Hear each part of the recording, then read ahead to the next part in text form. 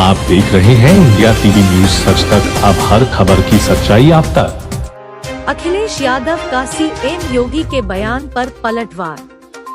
कहा जो दंगा कराते थे वह सत्ता में बैठ गए, इसलिए दंगे खत्म हो गए। उन्होंने कहा कि नफरत फैलाने के लिए दंगे की बात कही जा रही है।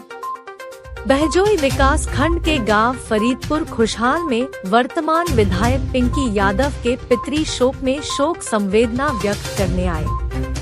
समाजवादी पार्टी के राष्ट्रीय अध्यक्ष ने पूर्व मंत्री स्वर्गीय विजेंद्रपाल सिंह यादव की समाधि स्थल पर पहुंचकर श्रद्धांजलि दी, जिसके बाद उन्होंने वर्तमान विधायक के आवास पहुंच पूर्व मंत्री के फोटो के समक्ष पुष्प अर्पित कर शोक संवेदना व्यक्त की। साथ ही अखिलेश यादव ने बीजेपी सरकार पर निशाना साधते हुए प्रेस कॉन्फ्रेंस में कहा कि बीजेपी सरकार झूठे वायदे कर आम जनता के साथ धोखा करती है। आगे बताते हुए कहा कि बीजेपी सरकार चुनाव के समय में गरीबों को मुफ्त राशन देने की बात करती थी, परंतु आज गरीब को राशन तो दूर नमक भी नहीं मिल रहा है। वहीं आजम के अलग थलग पड़े होने के सवाल पर कहा कि समाजवादी पार्टी आजम खान साहब के साथ है। साथ ही चाचा शिवपाल की सिक्योरिटी एवं जांच के सवाल पर कहा कि भाजपा पार्टी चाचा शिवपाल को डराना चाहती है। वह समाजवादी पार्टी के चाचा है, वह डरने वाले नहीं है। साथ ही उन्होंने कहा कि भाजपा पार्टी देश को बेचने का काम कर रही है। साथ ही कहा कि अगर सभी देशवासियों को बीजेपी की चाल से बचना है तो वह आगामी लोकसभा चुनाव में समाजवादी पार्टी को मजबूती दे, जिससे देश में अराजकता को खत्म कर समाजवादी पार्टी सभी को साथ लेकर आगे बढ़ेगी। जिसके साथ ही समाजवादी पार्टी के राष्ट्रीय अध्यक्ष ज्यादा समय न लेते हुए रामपुर के लिए रवाना हो गए।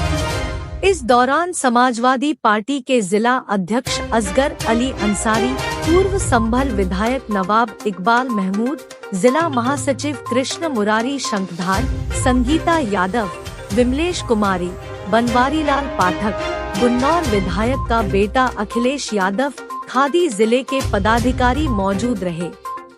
इंडिया टीवी न्यूज सच तक से रामपाल सिंह की रिपोर्ट।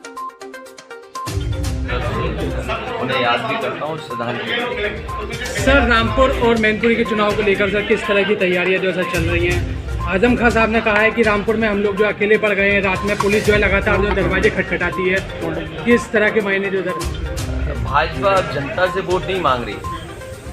ये भाजपा का नया तरीका चुनाव लड़ने का, जहाँ वो जनता से वोट कम अधिकारियों के माध्यम से ज़्यादा चुनाव लड़ रहे हैं। और आप तो पड़ोस के लोग हैं। कुछ दिन पहले लोकसभा का चुनाव हुआ था, आपने खुद देखा था जो लोग वोट डालना चाहते थे, वोट डालने जाना चाहते थे, उन्हें किस तरीके से प्रशासन ने और खासकर पुलिस ने दबाव बनाया, रास्ते रोके, लाठी चलाई या जो भी डरा धमका सकते थे वो किया और वोट नहीं डालने दिया। ये भारतीय जनता पार्टी का नया चुनाव लड़ने का तरीका है, नया चुनाव लड़ने की रणनीति है। ये लोकतंत्र को खत्म करने वाले लोग हैं। सर, आप लगातार जिस तरीके से ये लोग वोट से आए हैं, जो लोग बाबा साहब भीमराव अम्बेडकर जी का लोकतंत्र संविधान को समझते हैं, इस लोकतंत्र को जो बचाना चाहते हैं, वो एक एक वोट इनके खिलाफ डालें। यहाँ से भारतीय जनता पार्टी का सफाया हो। भारतीय जनता पार्टी का सफाया होगा तभी संविधान बचेगा, तभी लोकतंत्र बचेगा। सर, रामपुर अराजकता का जो है सर अड्डा बन गया है, ब्रजेश पाठक ने कहा है, और केशव प्रसाद महोदय कह रहे हैं कि सर जो इसकी साइकिल का अंतिम संस्कार जो सर कर देना चाहिए। क्या किस तरह के बयानबाजी सर? भारतीय जनता पार्टी की कोशिश ये है कि जो मुद्दे हैं उन मुद्दों पे बहस न हो।